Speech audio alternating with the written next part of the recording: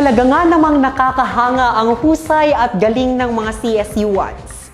Kaugnay niyan, isa na naman pong naging estudyante ng CSU Carig Campus ang nakukuha ng top 9 spot sa katatapos lamang na 2023 Librarians Licensure Examination. Alamin natin ang kwento ng kanyang tagumpay mula sa ihahatid na ulat ni Angelina Batad.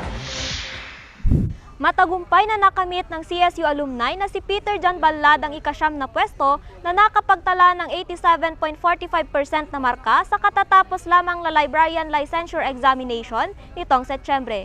Dahil sa ipinamalas na galing ay umani ng samot-saring papuri at oportunidad si Peter. Ayon kay Balad, aminado siya na nakaranas siya ng pressure at konting pagdududa sa sarili sa kadahilanang mayroon lamang siyang 2 buwan upang paghandaan ng LLE. Ang maipapayo ko lang siguro, kilalanin nyo yung study patterns nyo.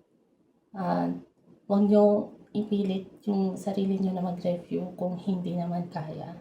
We believe through our strength and through our passion, we can change lives. Pero dahil sa tulong at suporta ng kanyang mga pamilya, professor, program chair at iba pa, nagkaroon ito ng lakas ng loob upang i-take ang examination. Kaugnay nito, nagbigay naman ng mensahe si Balad sa mga susunod na magte-take ng exam na gustong makamit ang parehong antas ng kanyang tagumpay na huwag mawawalan ng tiwala sa sarili. Angelina Batad para sa Balitang Inyong Kaagapay.